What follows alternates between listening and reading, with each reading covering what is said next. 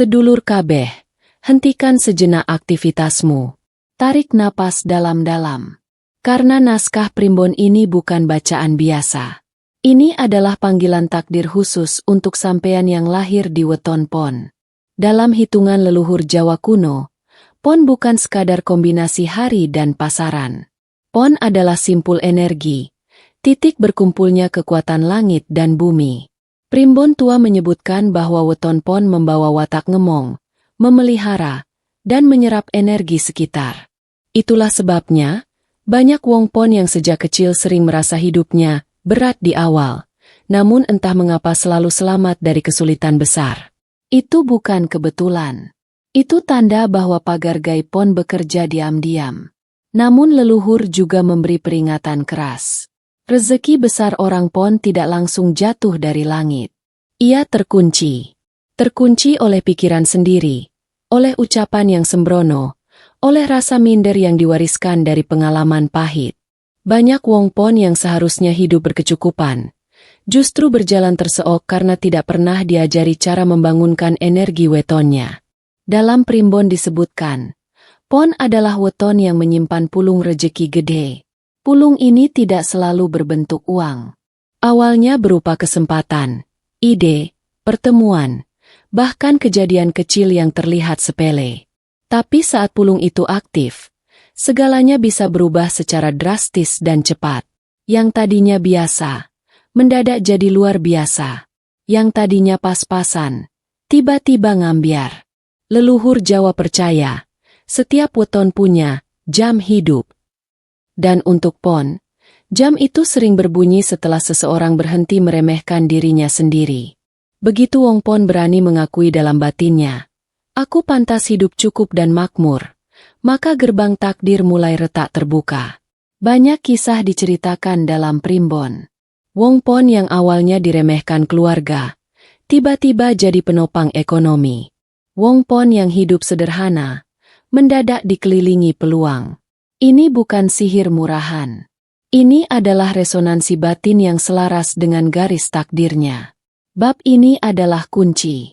Jika saat mendengarkan atau membaca bab ini dada Anda terasa hangat, merinding, atau batin terasa kebuka, itu tanda awal yang sangat kuat. Dalam kepercayaan leluhur, itu disebut ketempelan getaran rezeki. Artinya, energi pon Anda mulai bangkit dari tidur panjangnya. Ingat baik-baik pesan primbon. Wong pon kui dudu ora enduwe rejeki, nanging durung wayahe eling marang kekuatane dewe. Dan malam ini, kesadaran itu mulai dibuka. Sedulur pon, sebelum rezeki besar benar-benar meledak, primbon leluhur selalu memberi tanda. Tanda ini tidak datang dengan suara keras atau tulisan di langit. Ia hadir pelan, namun nyata, dan hanya bisa dirasakan oleh orang yang batinnya mulai peka. Jika sampean adalah weton pon dan akhir-akhir ini merasa ada perubahan aneh dalam hidup, dengarkan bab ini baik-baik. Tanda pertama adalah perubahan getaran batin. Wong pon yang rezekinya akan naik drastis biasanya merasa pikirannya lebih sering melayang, seolah banyak ide muncul tiba-tiba. Ide yang awalnya terlihat sepele, tapi terasa kuat dan terus terngiang. Primbon menyebut ini sebagai wahyu pamikir. Jika diikuti, ide ini sering menjadi pintu rezeki tak terduga. Tanda kedua, orang pon mulai sering dipertemukan dengan kejadian kecil tapi berulang. Bertemu orang lama, mendengar kalimat yang sama dari orang berbeda, atau melihat simbol tertentu berkali-kali. Ini bukan kebetulan. Leluhur menyebutnya isyarat gandheng, tanda bahwa jalur hidup sedang diarahkan. Tanda ketiga, mimpi wong pon berubah. Bukan mimpi menakutkan, tapi mimpi yang terasa nyata. Melihat air mengalir deras, naik ke tempat tinggi, menemukan benda bercahaya, atau bertemu sosok tua yang menatap penuh wibawa. Dalam primbon, ini disebut kode alam bahwa rezeki besar sedang disiapkan, namun belum dilepas sepenuhnya. Namun justru di fase ini, ujian datang. Tanda keempat adalah emosi diuji. Orang pon mendadak lebih sensitif, mudah kecewa, mudah tersinggung, atau merasa lelah secara batin. Ini bukan pertanda buruk. Justru sebaliknya. Leluhur percaya, sebelum pulung rejeki turun, batin harus dibersihkan dari dendam, iri, dan rasa rendah diri. Tanda kelima, Wong Pon akan diuji dengan pilihan. Pilihan antara bertahan di zona nyaman atau melangkah ke arah yang belum pasti. Dalam primbon tertulis jelas, rezeki gede ora seneng wong sing wedi melangkah. Rezeki besar tidak mendekat pada mereka yang takut berubah. Ada satu tanda paling khas yang sering diabaikan. Rasa, kok rasane wayahe. Tidak bisa dijelaskan dengan logika. Tapi ada keyakinan halus dalam dada bahwa hidup tidak boleh begini terus. Saat rasa itu muncul, berarti gerbang rezeki sudah mulai terbuka setengah. Primbon menegaskan satu hal penting.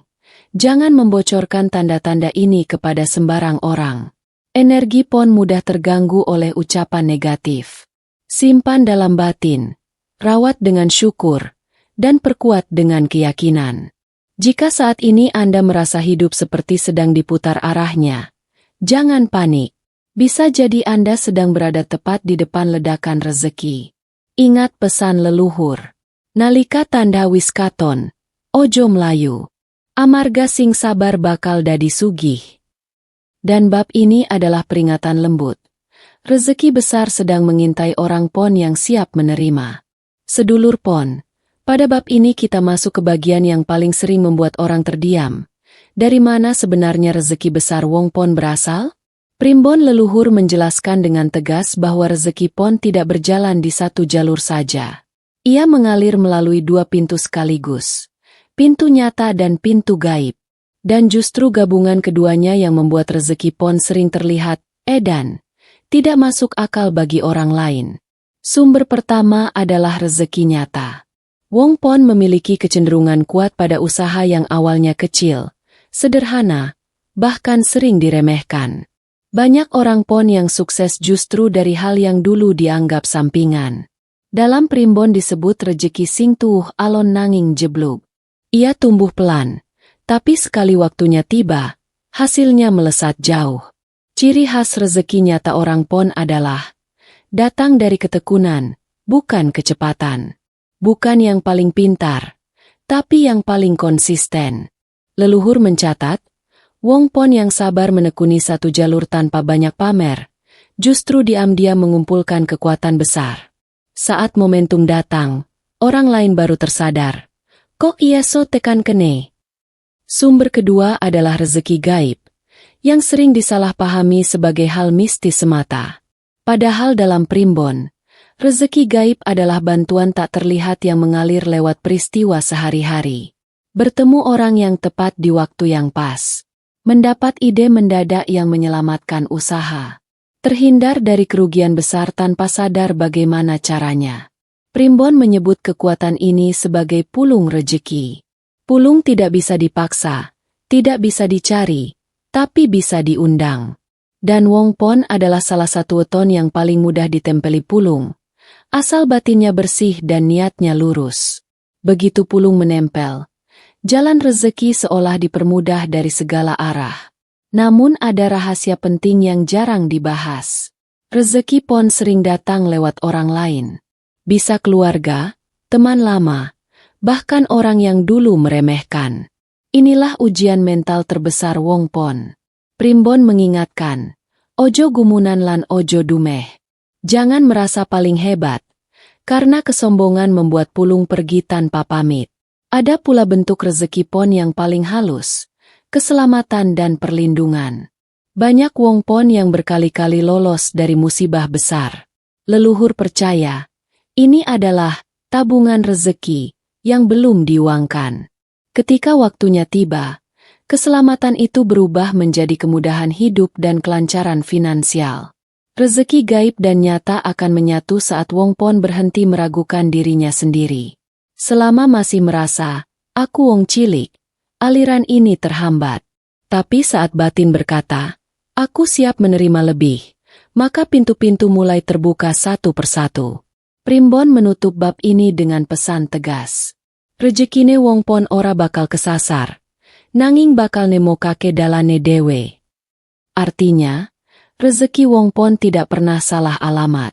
Ia hanya menunggu kesiapan batin pemiliknya. Sedulur Pon, bab ini adalah bagian paling keras dalam primbon. Banyak orang gagal menikmati rezeki besarnya bukan karena kurang usaha, tapi karena tanpa sadar melanggar pantangan berat wetonnya sendiri. Leluhur Jawa selalu mengingatkan, rezeki gede due pager. Dan bagi weton Pon, pagar itu sangat sensitif. Pantangan pertama dan paling mematikan adalah meremehkan diri sendiri. Wong Pon sering terbiasa berkata, uripku ya mung ngene, atau ora pantes sugih. Dalam primbon, ucapan seperti ini disebut nutup lawang rejeki nganggo ilat dewe. Setiap kali kalimat itu diucapkan, energi Pon melemah, pulung rejeki menjauh perlahan. Pantangan kedua adalah melawan atau mengabaikan nasihat orang tua dan leluhur. Tidak harus selalu setuju, tapi menyepelekan wejangan orang tua membuat jalur rezeki Pon keropos. Leluhur percaya, doa orang tua adalah salah satu penyangga utama rezeki Wong Pon. Saat penyangga itu runtuh, rezeki terasa berat meski peluang terbuka. Pantangan ketiga, sering mengeluh dan membandingkan hidup dengan orang lain. Wong Pon yang terlalu fokus melihat keberhasilan orang lain akan kehilangan fokus pada jalurnya sendiri. Primbon menyebut ini sirna pamor batin. Rezeki besar enggan mendekat pada batin yang penuh keluhan. Pantangan keempat adalah menyimpan dengki dan iri. Ini racun paling halus. Banyak Wong Pon merasa hidupnya mentok padahal usahanya jalan. Dalam primbon, kondisi ini sering disebabkan oleh iri yang dipendam lama. Dengki membuat pulung rejeki panas dan tidak betah menempel. Pantangan kelima yang jarang disadari adalah menolak rezeki kecil. Orang Pon sering merasa gengsi menerima hasil yang belum seberapa. Padahal leluhur menulis jelas, rezeki gede diwiwiti saka singkaton cilik. Saat yang kecil ditolak, yang besar tidak akan datang. Pantangan keenam adalah salah memilih teman dan lingkungan. Wong Pon sangat mudah terpengaruh energi sekitar. Berada terlalu lama di lingkungan yang sinis, malas, dan suka meremehkan, perlahan mematikan aura rezeki. Bukan karena ilmu gaib, tapi karena batin terus digerogoti. Pantangan terakhir adalah takut berubah. Banyak Wong Pon sudah diberi tanda, ide, bahkan peluang, tapi ragu melangkah. Primbon menyebut ketakutan ini sebagai pengikat kaki rezeki. Selama rasa takut dibiarkan, jalur rezeki tetap terbuka, tapi Wong Pon sendiri tidak berani masuk. Leluhur menutup bab ini dengan peringatan tajam. Rezeki Wong Pon ora entek, nanging bisa keganjel dening awake dewe. Artinya, rezeki Wong Pon tidak pernah habis, tapi bisa terhenti karena sikapnya sendiri. Jika saat mendengar bab ini Anda merasa tersentuh atau tertampar, itu bukan kebetulan. Itu tanda bahwa batin Anda sedang dibersihkan sebelum naik tingkat. Dan setelah pantangan disadari, barulah rezeki berani mendekat penuh. Sedulur Pon, setelah mengetahui tanda-tanda dan pantangan, kini kita masuk ke inti ajaran primbon, laku batin. Leluhur Jawa menegaskan, rezeki besar tidak cukup dipanggil dengan kerja lahir saja. Ia harus diundang dengan batin yang selaras. Dan weton Pon memiliki keistimewaan. Lakunya tidak rumit, tapi efeknya dalam. Laku pertama disebut ngeningake ati. Wong Pon dianjurkan menenangkan batinnya secara rutin, terutama saat malam mulai sunyi. Duduklah dengan punggung tegak. Tidak perlu posisi aneh. Pejamkan mata. Letakkan tangan di paha. Tarik napas perlahan. Lalu hembuskan sambil membayangkan seluruh beban hidup keluar dari dada. Dalam primbon, napas ini adalah kunci membuka jalur rezeki yang tersumbat oleh pikiran. Laku kedua adalah ngucap niat kanthi eling. Leluhur tidak mengajarkan mantra panjang. Justru kalimat pendek namun jujur dari dalam dada. Dalam hati ucapkan dengan tenang. Aku siap nampa rezekiku kanthi cara sing becik lan halal. Ulangi 7 kali. Bukan jumlahnya yang penting, tapi kesadaran penuh saat mengucapkannya. Saat niat selaras, batin Wong Pon memancarkan getaran yang mudah disambut semesta. Laku ketiga adalah laku syukur sadurunge sugih. Ini rahasia yang sering dilanggar. Banyak orang baru bersyukur setelah berhasil. Primbon justru mengajarkan kebalikannya.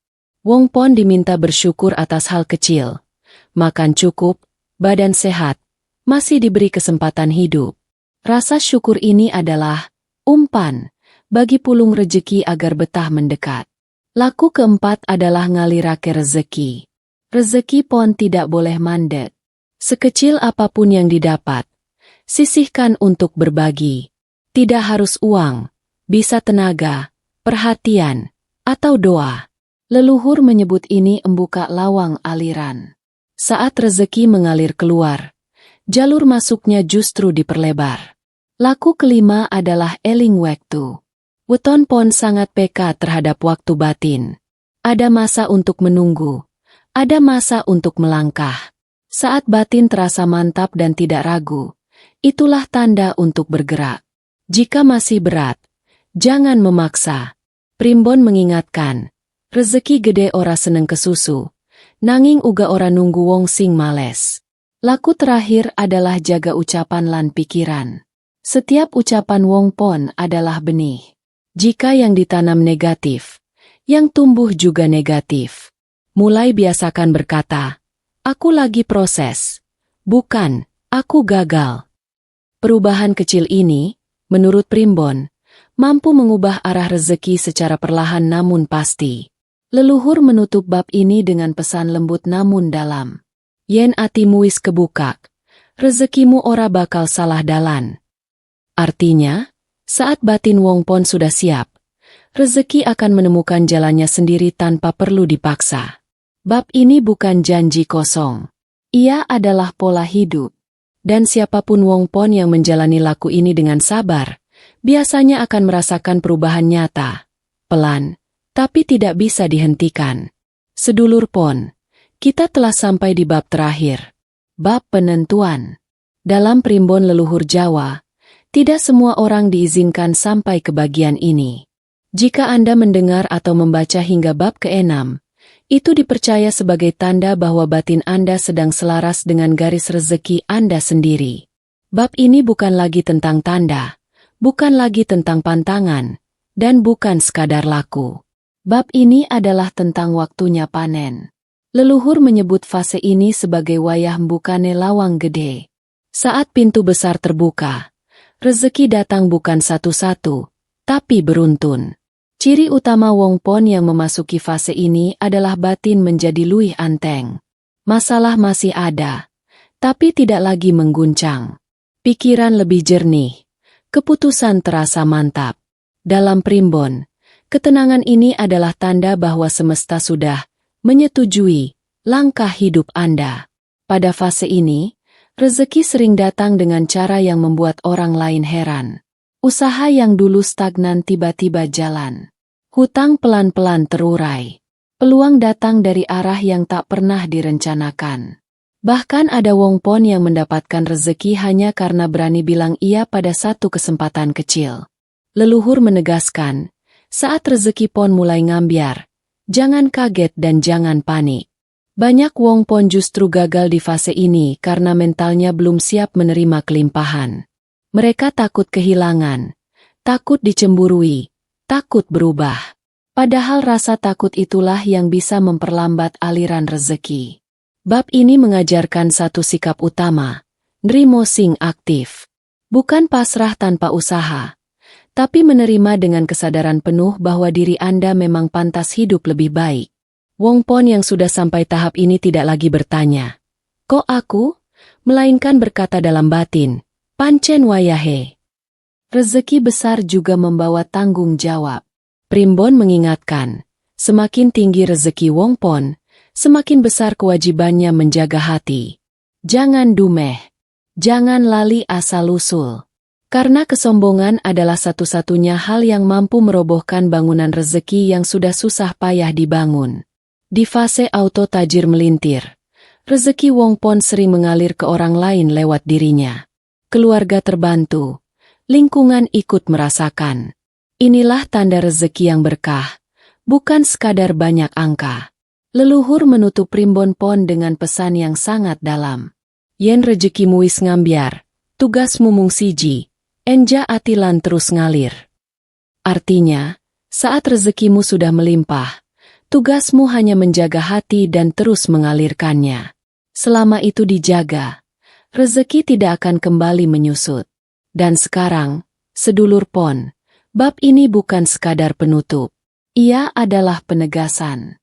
Mulai hari ini, berhentilah merasa kecil. Berhentilah ragu pada garis hidupmu. Karena menurut primbon leluhur, wong pon sing wis eling, ora bakal urip kekurangan maneh.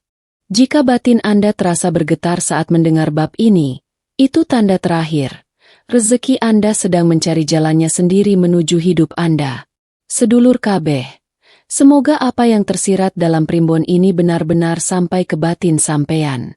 Jika ada getaran halus, rasa hangat di dada, atau perasaan, kok pas banget, itu bukan kebetulan.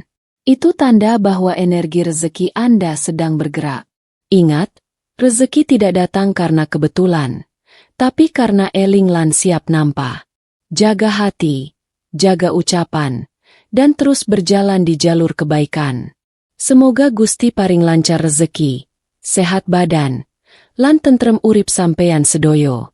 Sedulur, jika naskah ini dirasa bermanfaat dan menenangkan batin, monggo diparingi like sebagai doa kebaikan, share kepada keluarga atau sahabat yang lahir weton pon atau yang sedang berjuang dalam hidupnya, dan subscribe channel ini, agar Anda tidak ketinggalan wejangan primbon dan pesan leluhur berikutnya.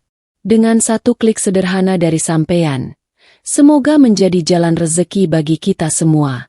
Saya pamit, salam rahayu. Salam berkah, semoga rezeki Anda ngambyar, hidup makin mulia dan Gusti Allah selalu paring pangayoman.